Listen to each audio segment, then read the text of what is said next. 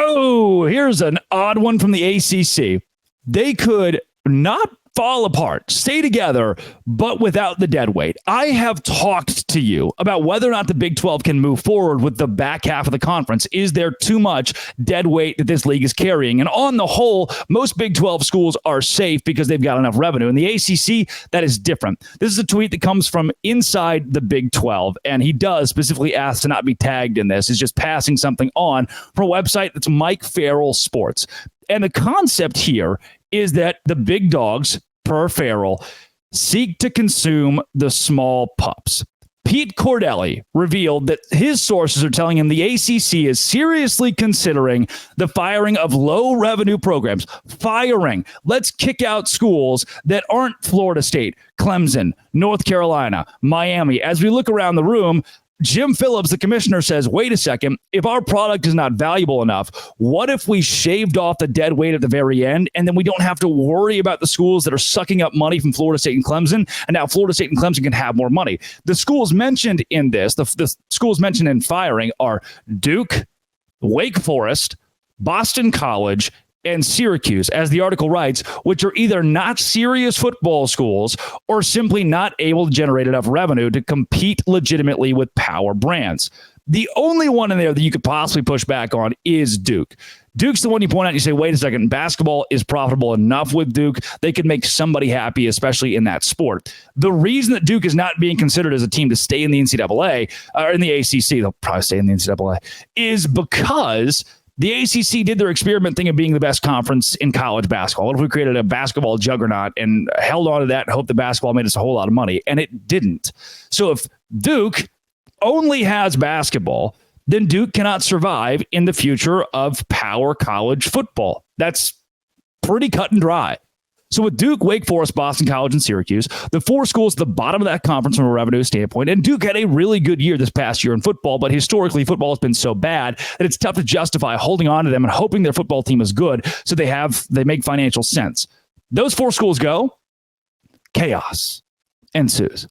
If the sources that are going to Pete Cordelli are correct, and he brought this up on the Bill King show, if they are correct, this not only changes the game for the ACC, but you look over at the SEC and you go, well, boy, Vanderbilt's not bringing us in a lot of money. They suck at basketball and football. Any team that sucks at both and has sucked at both historically is in danger. You look at the Big 12.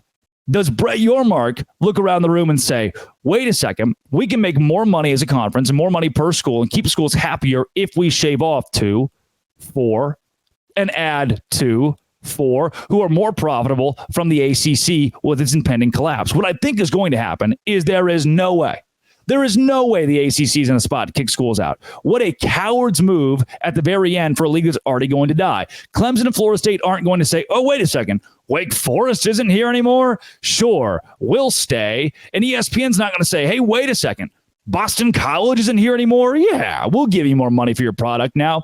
That's not exactly how it works.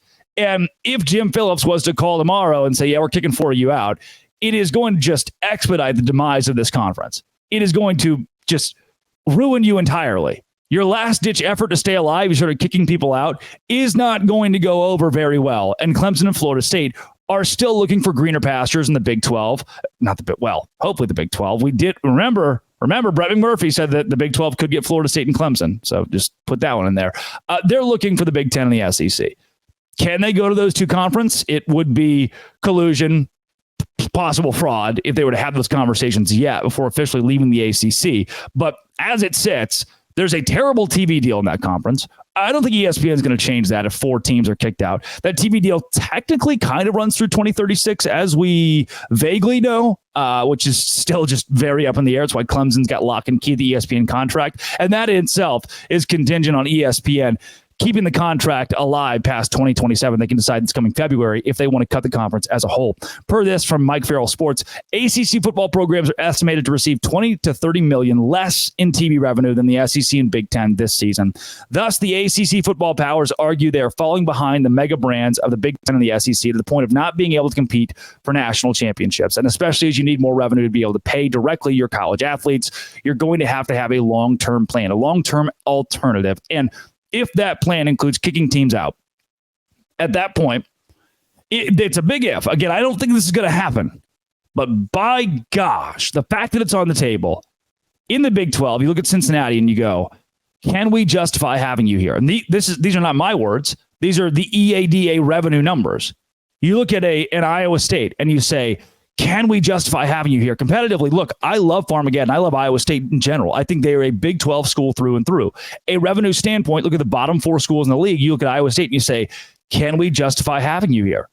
Look at the financial turmoil at Arizona State and say, is it safe to have Arizona State in our conference? Go down to Houston and say, look, Houston, from a facility standpoint, from a football stadium standpoint to ticket sales and revenue overall, the EADA revenue numbers, can we trust you to be a viable member of this conference moving forward? The answer might be yes to all 4 of those. But if the precedent is set that you can kick people out, see you later, Purdue. See you later, Illinois. See you later, Northwestern. Goodbye, Vanderbilt. Goodbye, Mississippi State. There is no way that leagues, when it is set that you can start firing schools, will stay together in their current formats if it's more profitable to just say goodbye. Do I hope the Big 12 ever gets there? Of course not. I love the 16 teams we have. I do think it's the deepest product in college football. I really, really believe that. There are maybe even 10 teams that have brands enough or teams enough in 2024 to compete. That is unbelievably cool. However, competition is not always directly related to revenue. And revenue is directly related to your future in college athletics. That's what you need to know, as the ACC could kick schools out. And if they do, other leagues follow suit. And there are plenty waiting around looking for answers. Come back to tomorrow's show. We talk to Immaculate about court cases across the country this week that are destroying college football as we know it, or maybe creating an even better product that we'll come to know and love for the rest of time. This has been and always will be Locked On. Thank you for making this show your first listen every single day. Keep coming back for even more content. We're on the mission for 1 million views. 1 million views in the month of May. I think we're going to hit it. Locked On. Thanks for making it your first listen every single day again. Dose Grande. Today's show is brought to you by FanDuel. Look, FanDuel is where I go every day to say, I wonder what this strikeout prop for Cole Reagans of the Kansas City Royals is. Or, hey, the Dallas Stars are playing a hockey game. I could bet on them to win the hockey game. Or the NBA. There were some Game 7s you can go to FanDuel and bet on. And right now, new customers get $150 in bonus bets with any winning $5 bet. That's right, bonus bets. Any winning $5 bet, 150 of them if you bet on spreads, money lines, player props, and more. Visit FanDuel.com/lockedon and make every playoff shot count. FanDuel is America's #1 sports book. Visit FanDuel.com. Bet on the Dallas Stars to win their upcoming series and go to the Stanley Cup Final. If you don't know what that means, that's fine. I still think it's going to happen. I don't even know if I know fully what it means, but FanDuel has got me covered with the Dallas Stars, and that $5 can turn into $150 in free play. FanDuel.com/lockedon today.